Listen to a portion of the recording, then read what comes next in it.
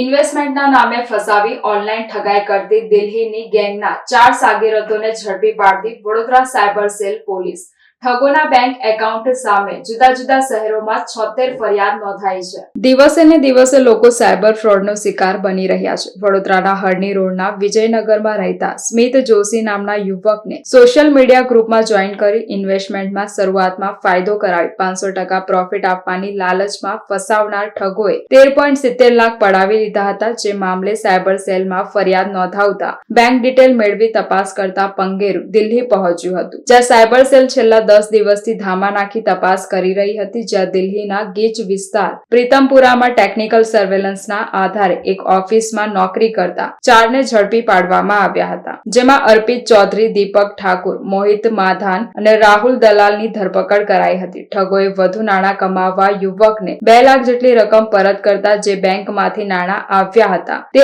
Account નંબરના mobile નંબરથી cyber cell આરોપીઓને પકડવામાં સફળતા થઈ હતી। દિલ્હીની ઠગ ટોળકીએ અનેક રાજ્યોમાં જાળ બિછાવી 70 કરોડથી વધુની છેતરપિંડી કરી હોવાનું સામે આવ્યું છે। પોલીસે મળી આવેલ મુદ્દામાલ કબજે કરી ચારેય આરોપીઓને કોર્ટમાં રજૂ કરી રિમાન્ડ મેળવવાની કાર્યવાહી હાથ ધરી છે। વડોદરા શહેર સાયબર ક્રાઇમ પોલીસ સ્ટેશન ખાતે 13/25ની એફઆઈઆર દાખલ થયેલી, જેમાં ભોગ બનનારને 15,70,000નું એમને એક અનનોન એપ્લિકેશનમાં પૈસા ભરાવડાવી એમાં 2 લાખ રૂપિયા પરત કરી 13,70,000 રૂપિયાની એમની સાથે છેતરપિંડી થયેલી।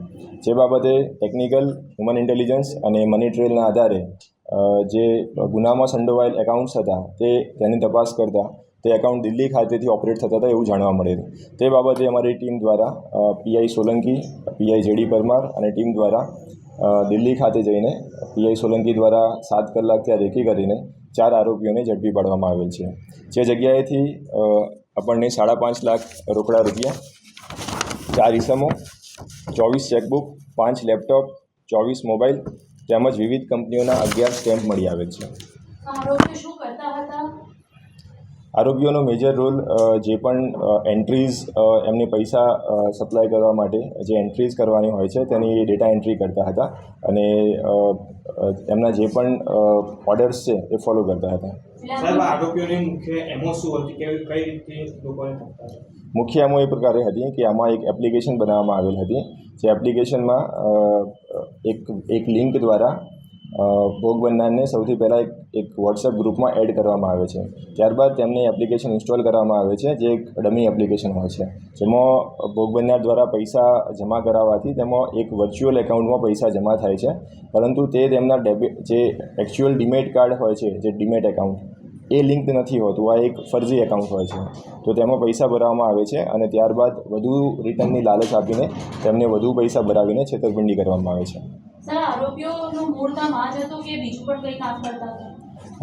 પ્રાથમિક તપાસમાં એટલું જણાવી આવેલ છે। તેની સાથે બીજા 101 સંદિગ્ધ એકાઉન્ટ્સ પણ મળ્યા છે, જેમાં 30 કરોડથી પણ વધુની નાણાકીય વ્યવહાર થયેલા છે તેવું જણાવી આવેલ છે। 4 આરોપીઓ છે જે મૂળ દિલ્હીના છે। ટેકનિકલ ઇન્ટેલિજન્સના આધારે આપણે તપાસ કરીને અને મની ટ્રેલના આધારે ત્યાં સુધી આપણે પહોંચ્યા છીએ। તે જે તે જગ્યાએ રેકી કરીને તેમને ધરપકડ કરવામાં આવી છે। હજુ સુધી જણાવી આવેલ નથી। ફરિયાદી પોતે નોકરી કરે છે, પ્રાઇવેટ નોકરી કરે છે। અને આરોપીઓ જે મૂળ પકડાઈ ગયેલા છે તેમની ઉંમર 3 આરોપી 24 વર્ષના છે અને એક 31 વર્ષના છે, જે મુખ્ય આ કામે સંકળાયેલા છે।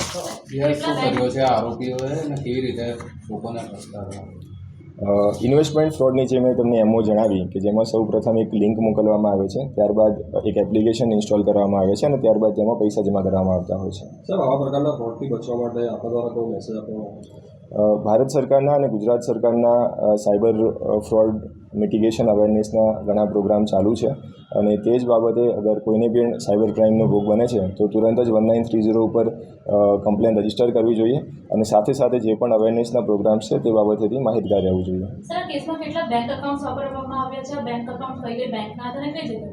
પ્રાથમિક તપાસમાં જે મુખ્ય છે 7 એકાઉન્ટ હતા અને પછીની વધુ તપાસમાં બીજા 100 એકાઉન્ટ્સ આપણને મળી આવ્યા છે. વિવિધ અલગ અલગ બેંક્સના છે, state bank of India, HDFC, axis bank. Okay sir.